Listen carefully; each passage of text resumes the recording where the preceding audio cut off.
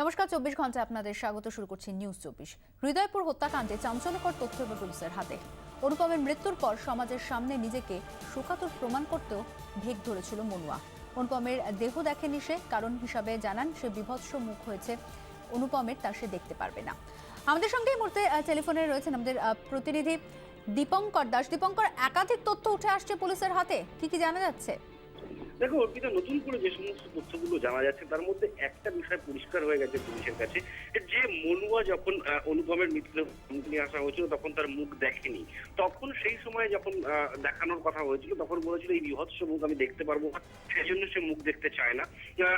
ওই মুখ দেখলে সে থাকতে পারবে না, সহ্য করতে পারবে না। কিন্তু বাস্তবে পুলিশের কাছে যে ওই মুখ সে দেখাতে চায়নি, যে তার কোনো ক্লু ভুল হয়ে যায়, যে কোনো ভুল করে অন্য রিয়াকশন করে ফেলে, সেই কারণে পুলিশ যাতে তাকে সন্দেহ করতে না পারে সেই জন্য সেটা করতে চায়নি।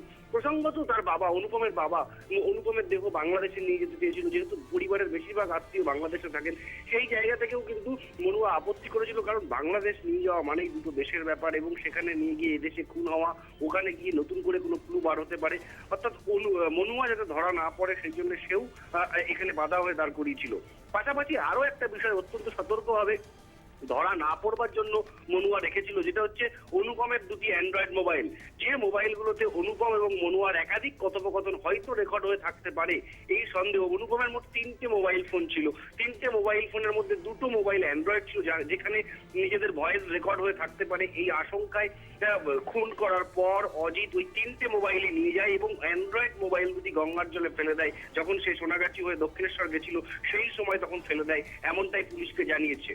তো এরকম একাধিক তথ্য, নতুন তথ্য উঠে আসছে, যেগুলো নিয়ে পুলিশ এখন তদন্ত করছে। এবং যে সমস্ত অস্ত্র অনুপম মার্ডার হওয়ার আগে যে অজিত দীর্ঘক্ষণ ওই বাড়িতে ছিল, সেই বাড়িতে কি কি করেছে সমস্ত বিষয় পুলিশ খতিয়ে দেখছে, এবং আগামী শুক্রবার তাকে পুনরায় আবার বারাসাত আদালতে তোলা হবে। অর্পিতা, ধন্যবাদ দীপঙ্কর।